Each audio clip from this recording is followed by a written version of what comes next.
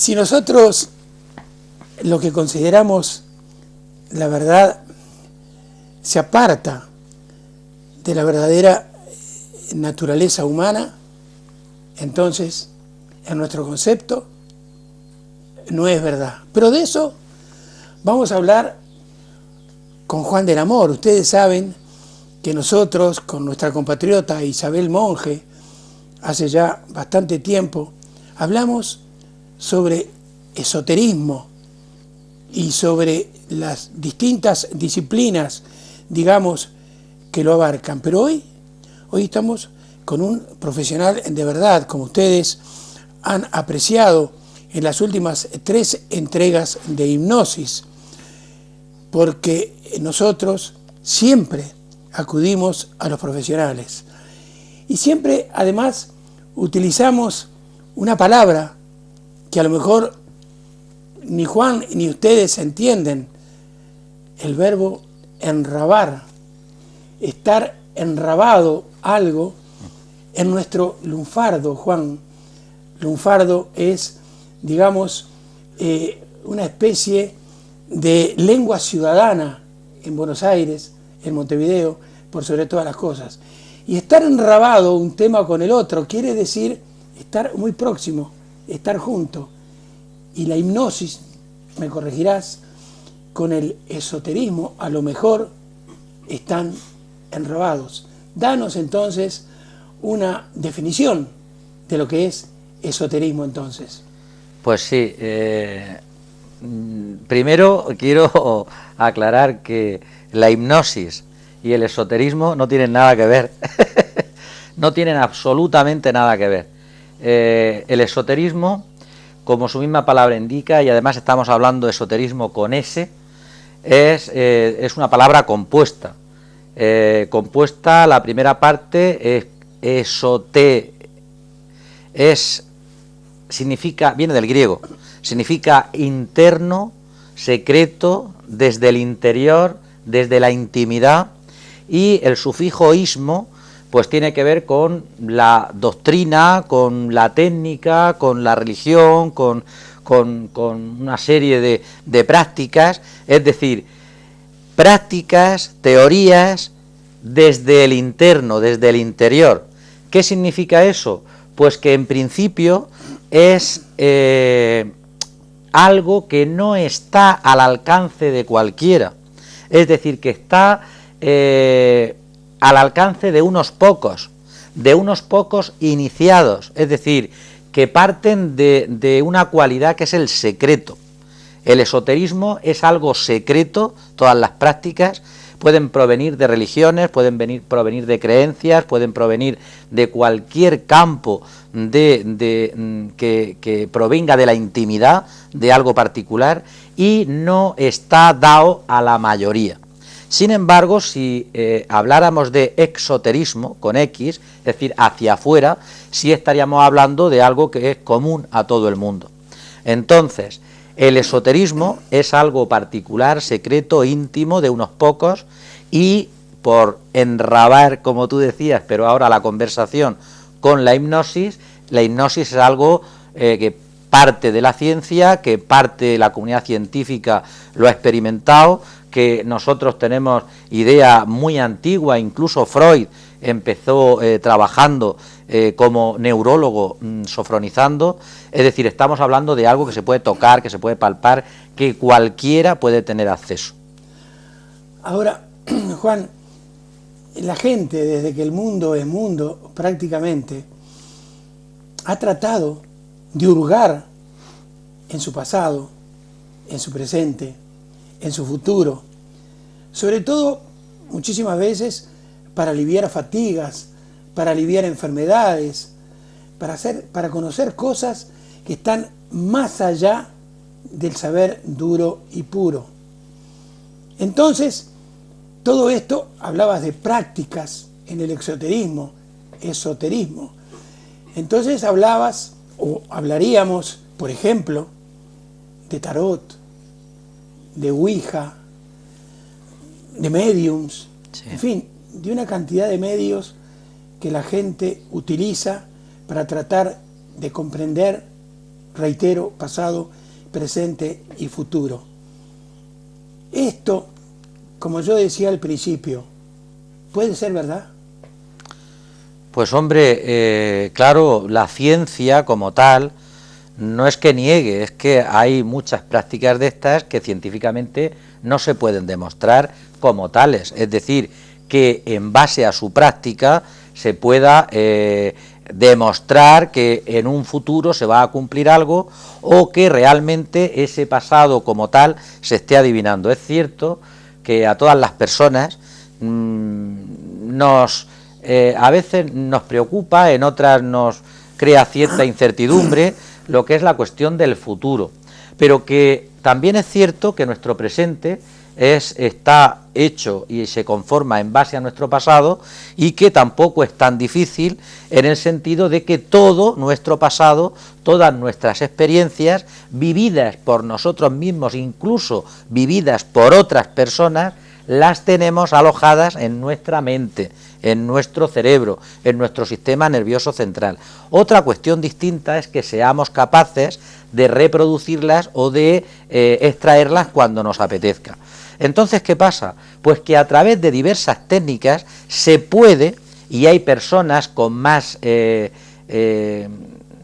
experiencia, con más preparación, o esos medium que tú has nombrado, que siempre estamos hablando desde la seriedad, pueden interpretar, hacen una interpretación, ya sea de las cartas, sea de la Ouija, y entonces hablan del pasado, incluso del futuro. Eso no quiere decir que sea real, ahora si quieres lo podemos ir hablando más despacio, pero yo creo que se puede dar razón, se puede razonar desde la seriedad científica que puede aportar la psicología.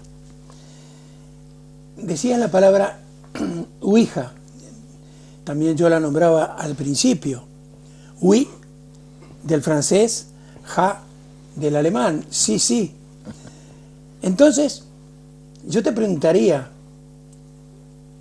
para que se lo aclararas al televidente, si la Ouija es un juego, si la Ouija es un engaño comercial, si la Ouija inclusive puede ser peligrosa, porque esto también es muy, pero muy importante. Sí. En fin, que nos aclararas un poco todo lo que hay alrededor de este juego y cómo se iniciaría una sesión de la misma. Pues sí, la Ouija es un juego serio y es un juego peligroso, y lo podemos explicar por qué. La Ouija es simplemente una tabla más o menos rectangular, en donde en la parte de arriba de la tabla van todos los elementos del alfabeto. Elementos me refiero a los grafemas y fonemas posteriormente del alfabeto, van en forma haciendo un semicírculo. En la parte inferior van los números del 0 al 9, los dígitos del 0 al 9, y en medio pues va sí y no. Entonces, esto normalmente en su origen se usaba una especie de flecha también de madera que se ponía en medio, y normalmente jugaban hasta cuatro componentes. Hay veces que se juegan más, y entonces ahora, porque si alguien nos está viendo dirá, oye, que no es una flecha, es un vaso. Pues por ejemplo, un vaso se pone boca abajo en medio, y cada uno de los 4 componentes toca el vaso con el dedo. En el dedo índice están los 5 tocando el vaso. Entonces estas personas hacen preguntas y juegan, y la Ouija contesta.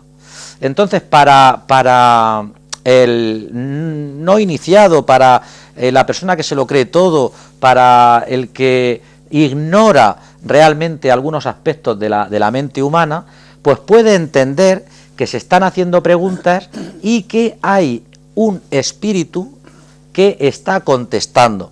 Y además lo curioso es que para la persona ingenua se da cuenta que hace preguntas del pasado y pueden coincidir que es verdad, es decir, es verdad, está acertando mi pasado, y si acierta mi pasado, ¿cómo no va a acertar el futuro? Y claro, ahí está el problema y ahí está la peligrosidad del juego, de que si alguien llega a creerse que efectivamente hay un espíritu que está contestando a las cuestiones y a los planteamientos que hace el grupo, pues entonces se han dado casos de gente, personas bastante sugestionables, que posteriormente han llegado a tener ciertos problemas incluso mentales, de depresión, de psicosis, de ideas de persecución, es decir, tiene auténticos problemas. Ahora, si uno va con la tranquilidad, con la seriedad, sin miedo y con la idea clara de que eso, el vaso se puede mover perfectamente, incluso sin ser consciente de que lo están moviendo, y que realmente lo que ahí se está proyectando es mi mente y la mente de cualquiera de los que están allí, que tiene más fuerza que otros, pues entonces realmente entiendes que ahí no hay ningún espíritu y que forma parte de un simple juego. Y ahí está la fuerza del juego, en que estamos proyectando mi poder mental, el del otro, el otro y el otro, y el más fuerte es el que se lleva, frase hecha, el gato al agua, es decir, es el que controla realmente el vaso, incluso de forma inconsciente. Y esto es así, Milton. ¿Por qué es así? Pues porque hay que tener en cuenta, y nosotros lo hemos visto a través de la hipnosis, que la fuerza mental es extraordinaria la que tenemos. Incluso fíjate, a veces también hemos hablado del efecto placebo. Es decir, a ti te están dando una pastilla que su composición es simplemente azúcar, y si tú estás convencido de que esa es la medicación que necesitas para curarte cualquier tipo de dolencia, tu mente es capaz de creérselo y es capaz de curarse. Luego, esta es una buena razón para entender que todo está en nuestra mente y que eso es un simple juego en donde estamos proyectando nuestro poder, el poder del grupo que se pone ahí a jugar. Ahora, tengo entendido que cuando se comienza el juego, todos deben decir: el mundo queda abierto, el mundo de los vivos queda abierto al mundo de los muertos, y el mundo de los muertos queda abierto al mundo de los vivos. Y nosotros, en mi país, ustedes dicen listos, nosotros decimos vivos. Ah, ese es flor de vivo, ese es flor de listo o flor de inteligente. Tenía un amigo, entre comillas, que montó una ouija, pero debajo de la mesa ponía un micrófono y él hablaba como que era el espíritu que estaba conversando con aquellos que estaban jugando a la ouija. Y esto también es muy peligroso. Pero en fin, cuando digamos que se juega seriamente, con todos creyentes en el juego, ¿es realmente espiritismo? Yo humildemente te voy a decir que no tiene nada que ver. Lo que pasa es que, como tú muy bien has dicho, se empieza diciendo, ¿verdad?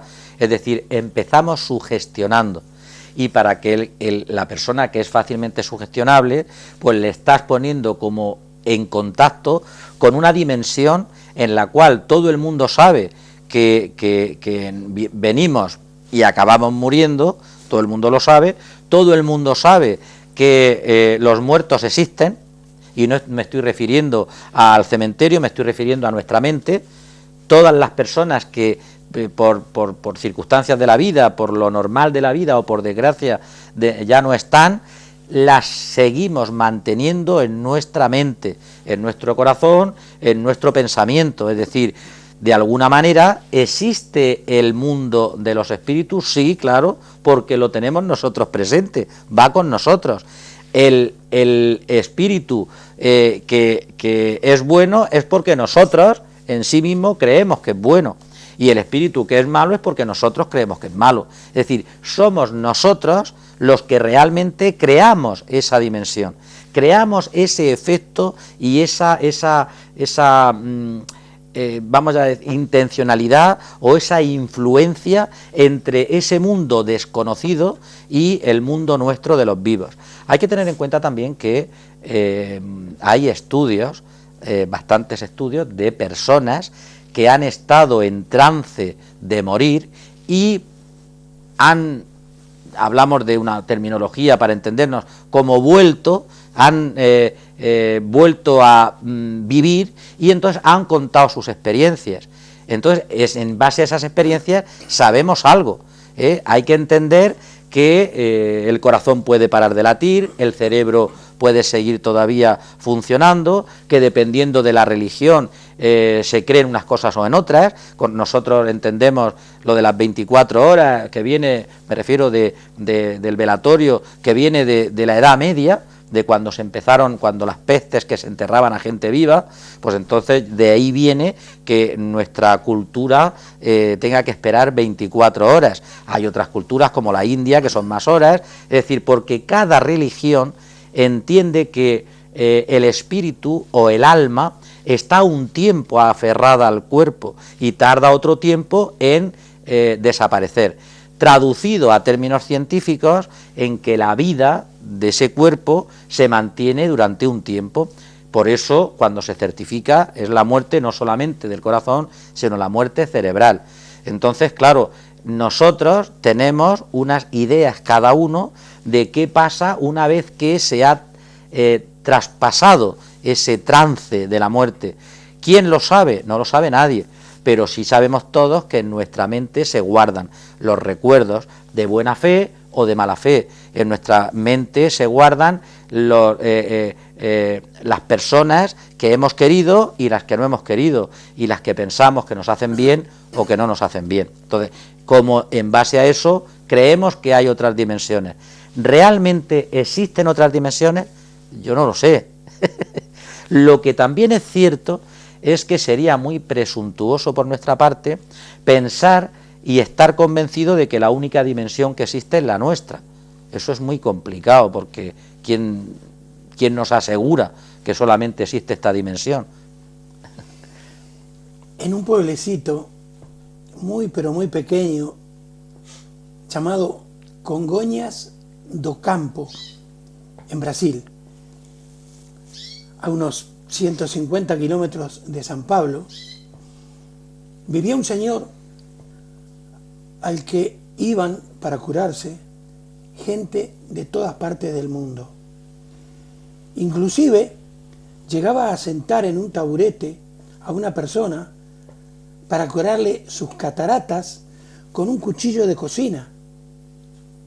Fueron las cámaras del Canal 10 de televisión de Uruguay, de Montevideo, lo filmaron en directo, e inclusive fue la hija de Juscelino Kubitschek, fue un presidente brasileño que tenía a su hija desahuciada por los médicos de prácticamente todo el mundo de un cáncer que ella padecía, y él la curó.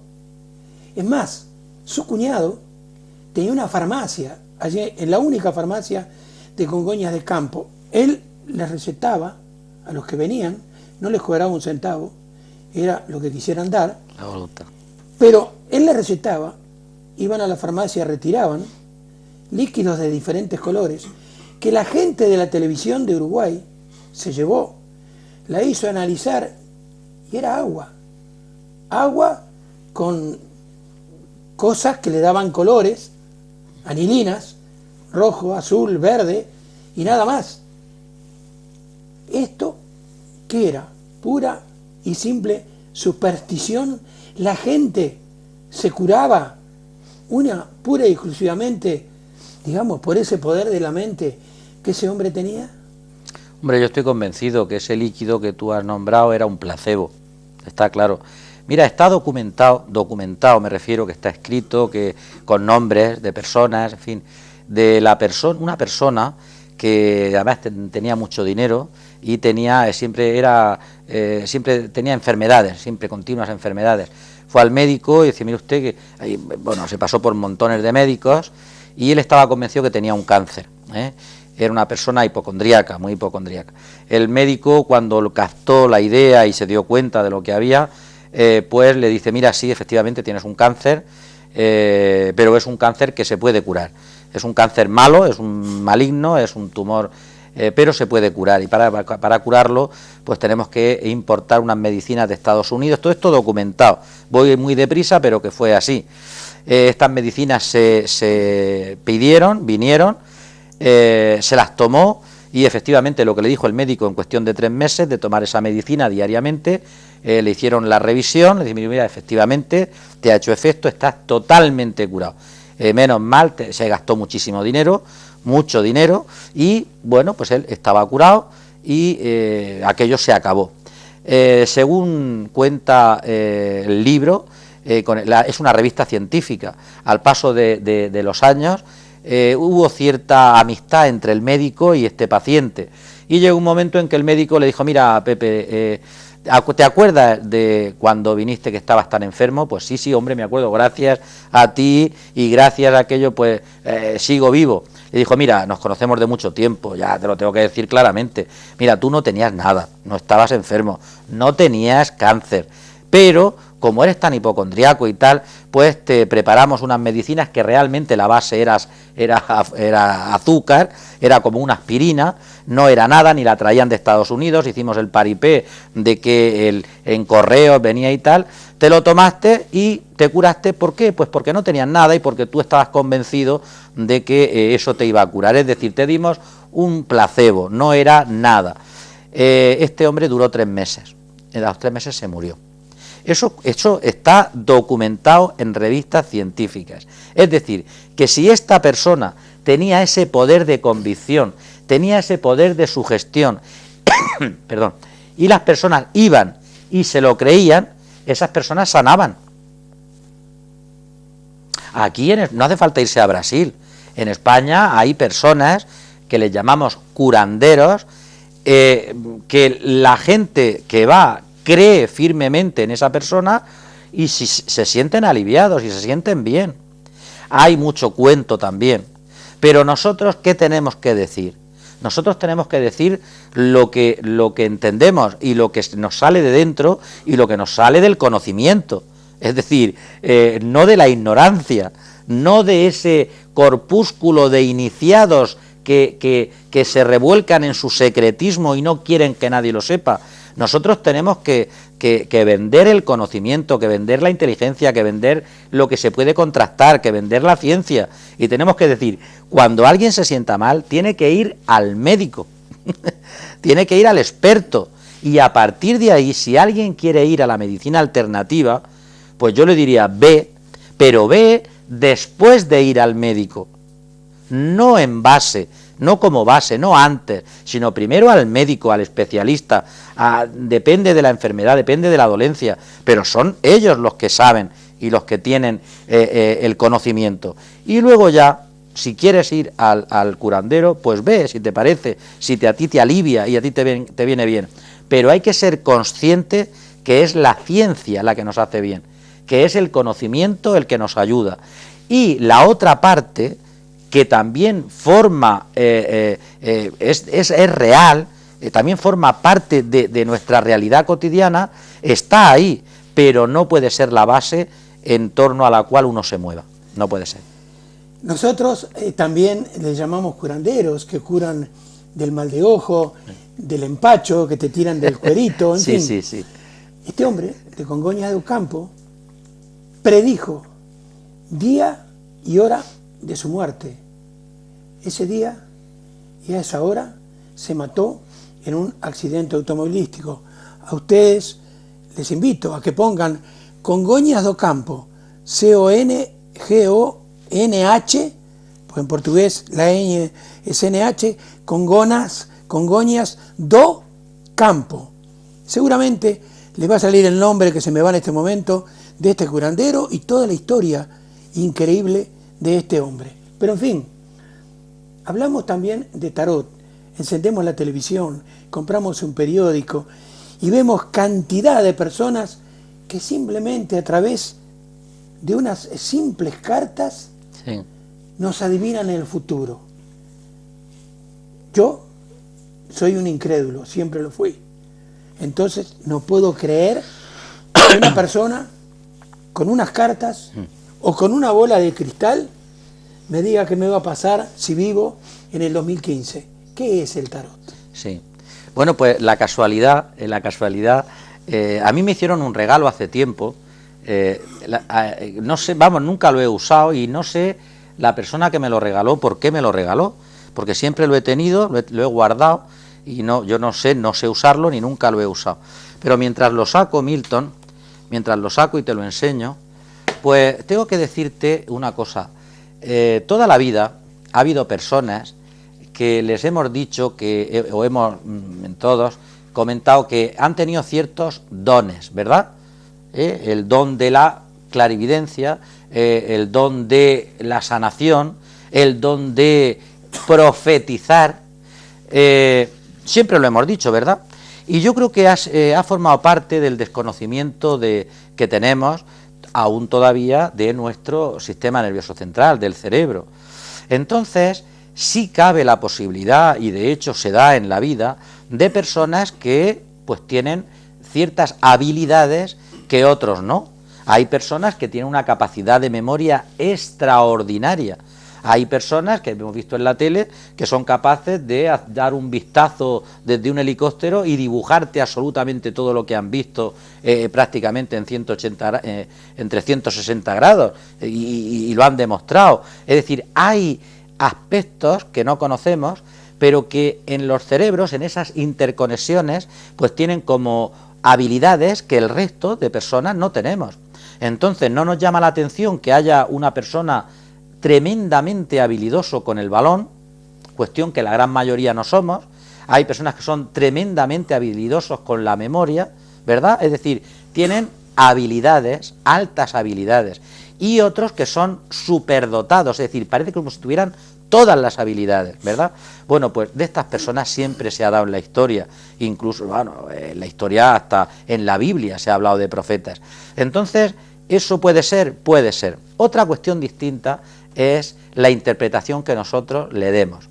Y me estoy acordando ahora de esta persona que sale en la tele, me parece que es una señora de Inglaterra, creo que es Anne Germain, que hace como que habla con los espíritus y que los espíritus le transmiten a ella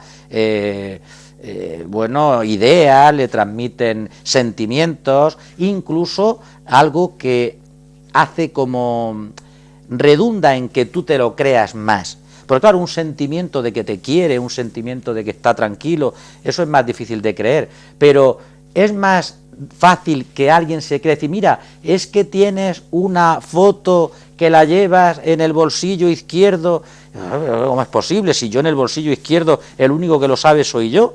Eso a qué te hace creer, decir, bueno, esta señora seguro que está hablando con el espíritu.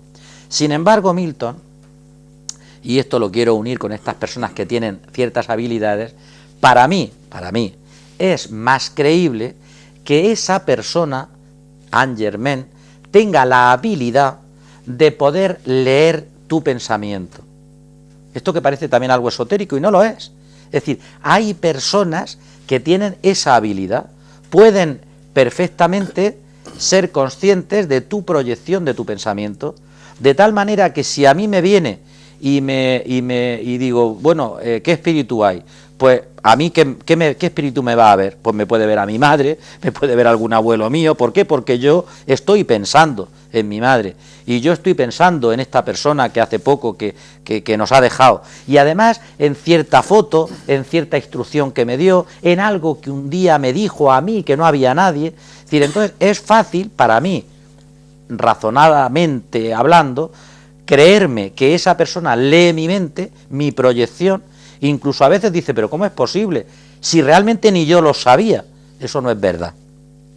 Una cosa es que yo no sea consciente de que lo sabía y otra cosa es que yo no lo supiera, ¿verdad?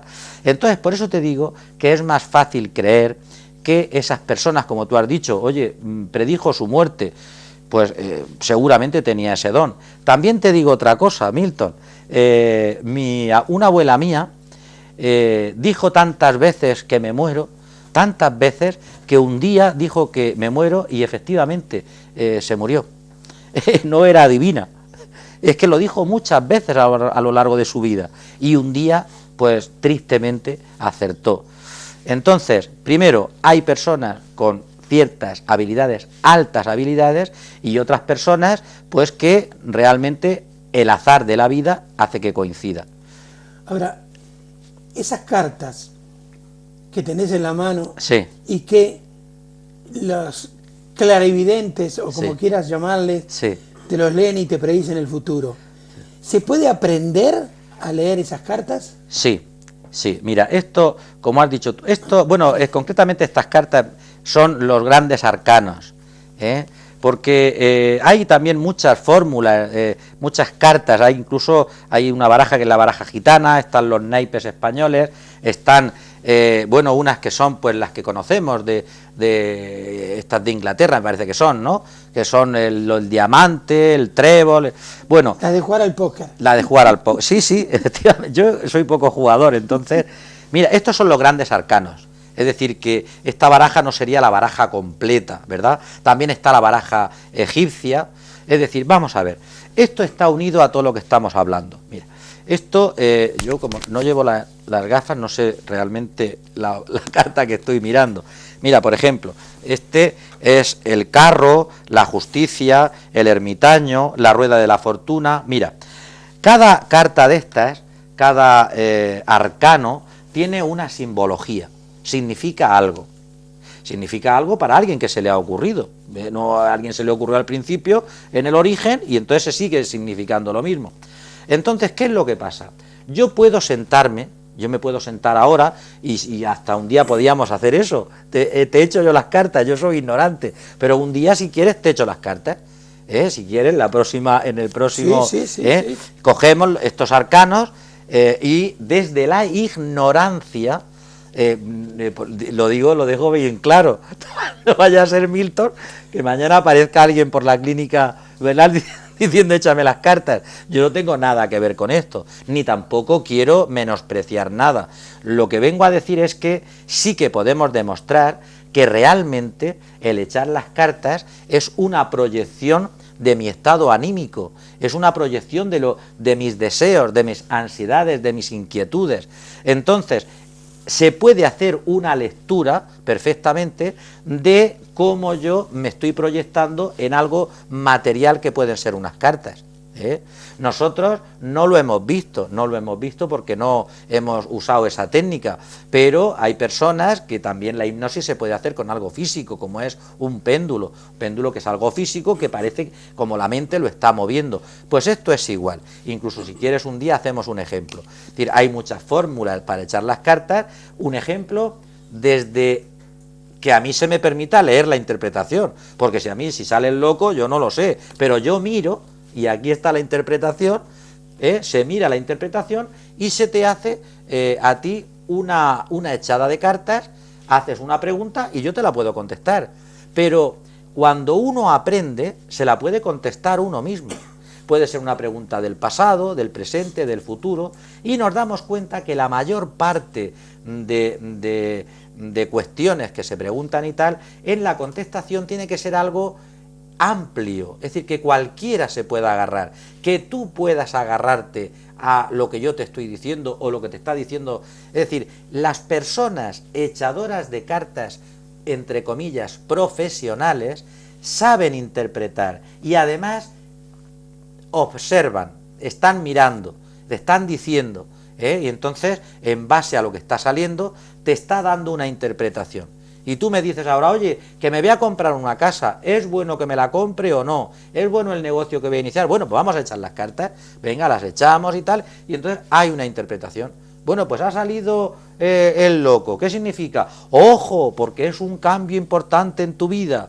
El loco no quiere decir que sea malo ni sea bueno, pero tienes que llevar mucho cuidado porque dependiendo de la... Es decir, se puede hacer, y un día, con el ánimo serio de no menospreciar nada, si quieres podemos hacer una echada, mirarlo e interpretarlo. Muy bien, para terminar por hoy, Sí. porque vamos a seguir con el tema, una última pregunta. Medium y clarividente, solamente y en forma escueta, Sí. ¿son sinónimos? Pues sí, son sinónimos, porque mira, el medium es una persona que se dice a sí misma que es como un intermediario entre nuestro ser, nuestro mundo real y ese mundo de los espíritus, y hace de mediador, por eso es medium. Y clarividente, la persona vidente, es que es capaz de poder adivinar ese futuro que está por devenir y que a la misma vez no es una cuestión que le nazca a él mismo, sino que le proviene también de los espíritus que le ayudan, que le dicen, que le dan las ideas y que le están de alguna manera comunicando lo que tiene que decir o lo que tiene que comunicar. Entonces, en ese sentido, puede ser sinónimo, medium y clarividente. Si vamos al sentido estricto de la palabra, posiblemente entendamos cosas distintas. Un medium simplemente hace de intermediario y un vidente pues es capaz de adivinar el futuro, cosa que un medium no tiene por qué. Pero a fin de cuentas, en el sentido amplio, estaríamos hablando de sinónimos. Muy bien. Muchas gracias, Juan. No les hemos dicho al principio que estamos en su casa, que tuvo la gran deferencia de prestarnos, reitero, su hogar para que hiciéramos esta grabación. Y nosotros, para terminar por hoy en nuestro muy escaso raciocinio, seguimos diciendo que todas aquellas verdades para nosotros que se aparten de la verdadera naturaleza humana, entonces no son verdad. Hasta la semana que viene.